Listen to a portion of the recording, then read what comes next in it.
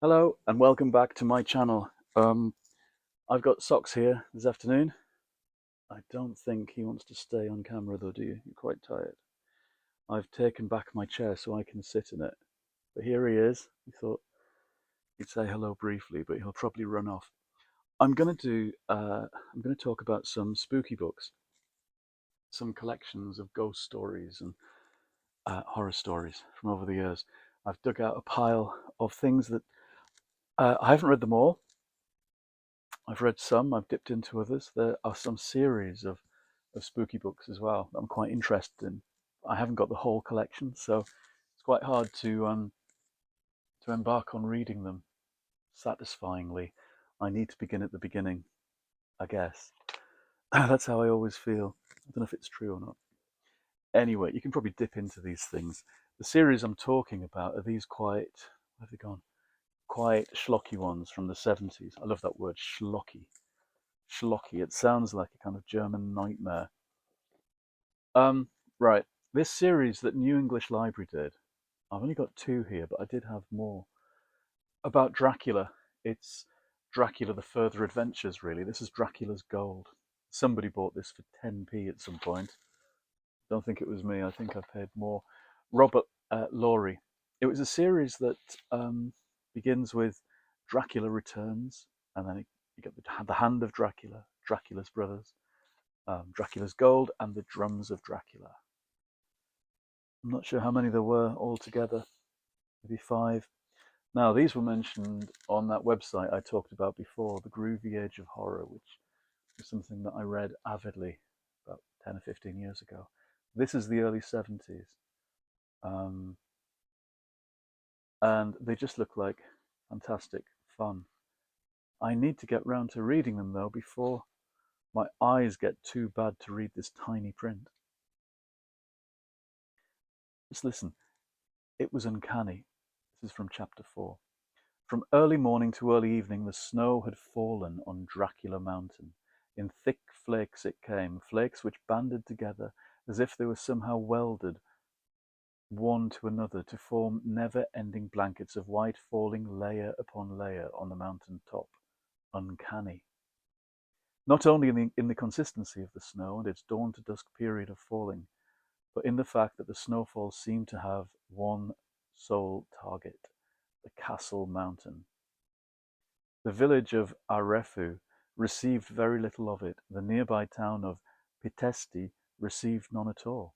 It was as if some force wished the work on the mountain top to cease for a day. I've no idea what they're doing on the mountain top. Probably digging up Dracula. Oh, yes, going by the chapter before, they seem to have found him. Anyway, it looks like great fun. I love anything snowy. This is a real obsession of mine, snowy books and spooky things happening in the snow. So I will get to this series at some point. It seems like the print gets smaller with each each volume. I shall be squinting more and more. The other series I was talking about, I'm going to talk about, is Frankenstein, The New Adventures of Frankenstein. I've got volume 2, Terror of Frankenstein. I've got volume 3, The Bones of Frankenstein. And the one that I got first of all many years ago in a bookstall in Durham when I was a kid, The New Adventures of Frankenstein, Volume 4, Frankenstein Meets Dracula, which at whatever age I got this, 12 or 13 or something, would have been the most exciting book I could possibly have found. Again, New English Library, which were publishing such fantastic things in the 70s. 1977, this.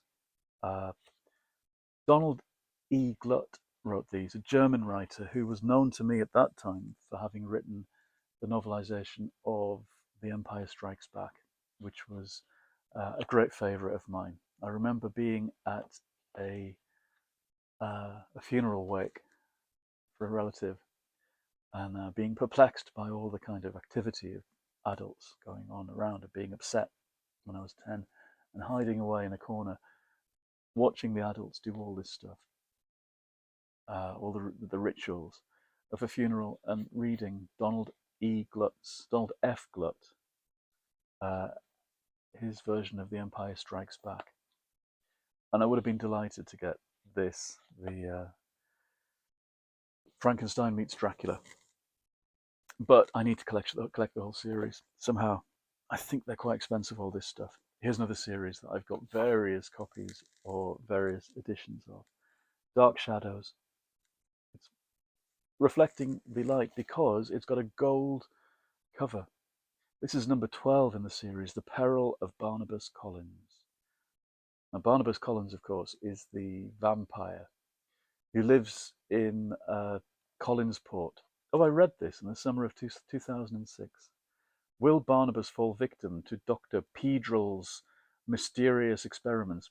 Well, yes, he does. It's is this the one about the insane asylum? I think so. Where Barnabas goes to be cured of being a vampire.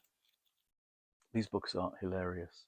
They're written by Marilyn Ross, who I believe was actually a husband and wife team, and they wrote many novelizations based on that daytime soap with vampires and werewolves and monsters, Dark Shadows from the 60s and 70s.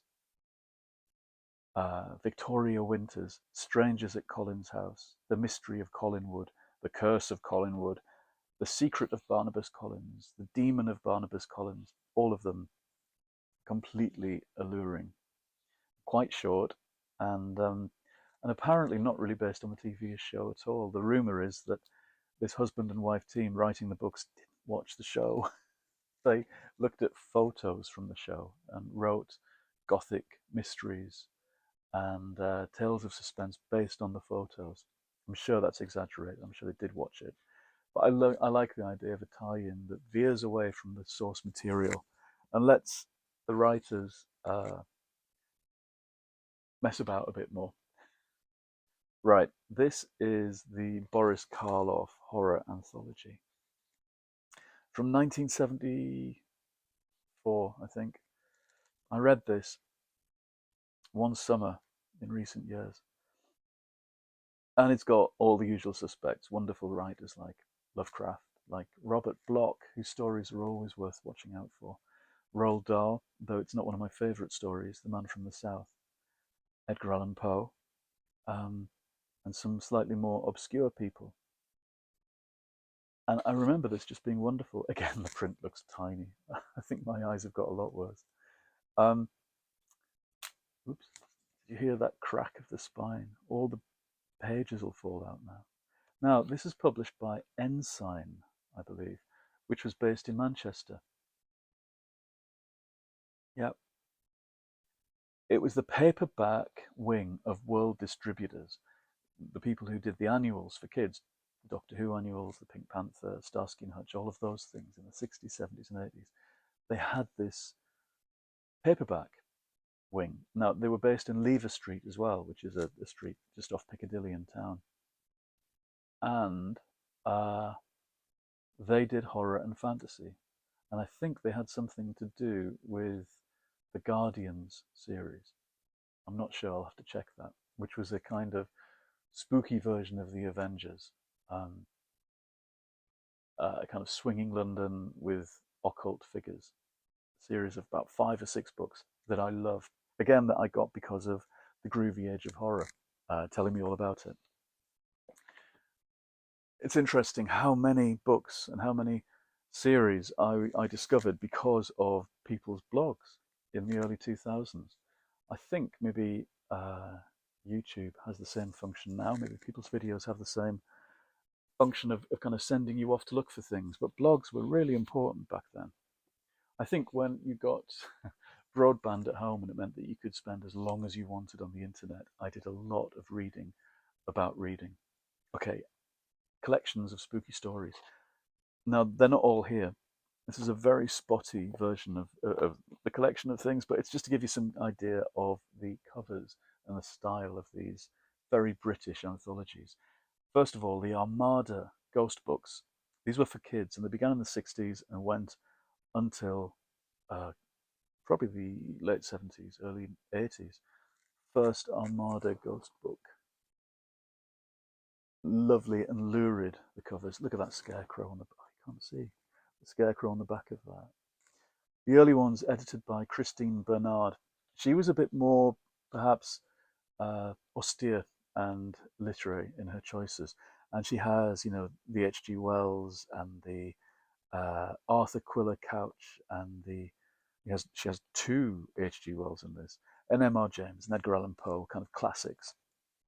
Later, the series is taken over by Mary Danby. This is the fifth, and each cover seems to feature horses and ponies. I think they were kind of for girls, which is interesting. They seem to have identified their audience. This contains the story Humble Puppy by Joan Aiken, which is one of my favourite ghost stories ever. It's a ghost dog, I think. Humble Puppy climbed invisibly onto Mr. Manningham's lap. It's kind of tragic and bittersweet, as you'd expect from Joan Aiken, who always wrote such delicately spooky but sometimes sour stories. Yep. Right, I better crack on. Fontana books. Oh, there's more Armada. There's the 14th. See, more ponies and hard hats. Very odd.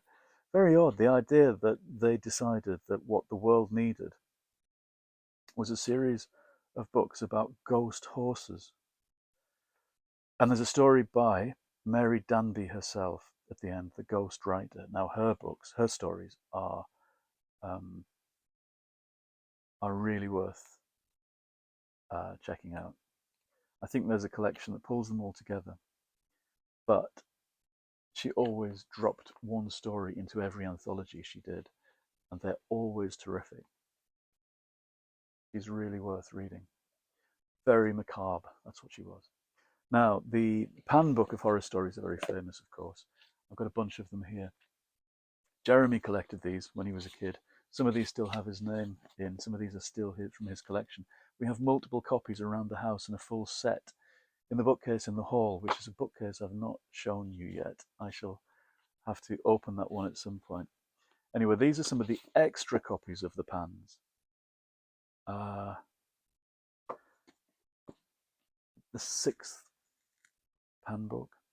It's always skulls on the cover, or werewolves, like on the 13th. More skulls on the 18th. And things crawling on skulls and eyeballs is the 20th. Getting towards the end now. It's a horrid cover, the 21st, which must have been one of the last. This is right at the end of that kind of era that they call the groovy age of horror, which probably equates to the Bronze Age of comics, Marvel and DC, the kind of 70s, I suppose.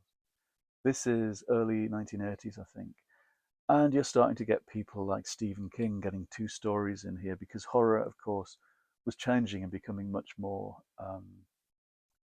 big business, I guess. It's interesting to see Stephen King in the same book as Rosemary Timperley, who is another of my favourite spooky ghost story writers. She's in all these anthologies as well. And her stories are very twisted, very spinsterish, and spiteful sometimes, actually, which is great. The print, I have to tell you, is absolutely tiny. Rosemary has a story in here called The Thug, which I don't think I know. At first she thought of him as the dwarf, but he wasn't quite small enough to be called that.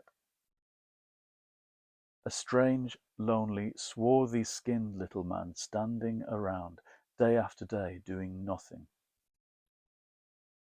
Although she found his existence disturbing, it did not cross her mind that he was aware of her as an individual among the many other hurrying women in the busy streets, until the day when she came on him suddenly turning a corner and almost falling over him, and he stared straight into her eyes. I think this is going to be really horrible. Yeah, she's fantastic. Well, there's a few spooky books that I intend to to jump into Um, there's something this is something I really intend to jump into quite soon. Domain, the James Herbert book, the last one in the the the Rats series, 1984. This was passed around at school when I was 14. We all knew it was the third and last one in the volume, and we all knew that it was about nuclear war, which, as far as we were concerned as kids in the 80s, was going to happen any day. We'd watch things like Threads and The Day After Tomorrow. We read 2000 AD. We, watched uh, Doctor Who and Blake Seven. We knew what the future was going to look like. And the third volume of The Rats has the rats taking over the world post-apocalypse. Now, I started reading this during lockdown, and the first few chapters are astonishing. It's James Herbert's cameos of different characters meeting grisly ends, and this is, as the last 4 minutes tick down. Um, I had to stop reading it in lockdown, even though for some reason, I was making myself read all kinds of spooky and apocalyptic stories. This was kind of too much, so I must return to it now, a few years on, to finish off that whole sequence. It's a trilogy of books that I began reading when I was about 7, and I still haven't finished, so I must. Lastly, I'm going to give a shout out to Cameron Chaney and his novel, which I ordered, Autumn Crow High, Fresh Hell. I think it's his second full book. He had a book previous to this, set in the same place, I believe. He's building his own spooky town. Now, Cameron has a fantastic YouTube channel called Library Macabre, which I've watched a lot, where he talks about his favourite books. And they're kind of 80s, 90s horror, spooky books, and kids' books. And he has a particular hankering for Goosebumps and everything related, which is why I started watching in the first place, I think, because of my own nostalgia for those kinds of books. Anyway, I've got his very nicely produced novel, which I intend to have on my reading pile and get to soon enough. Anyway, for now, I must stop and get my chair back off the cat so I can read. And it's Sunday here. It'll be a few days before I post this, before I catch up with myself. So I'll say goodbye. Please click like, subscribe, and leave comments below. I'm getting loads of comments, loads of people listening to all of these things and following up recommendations and coming back with their own ideas, which is fantastic. That's exactly what I imagined this kind of channel to be like. Anyway, all the best, and now talk again soon in the next episode.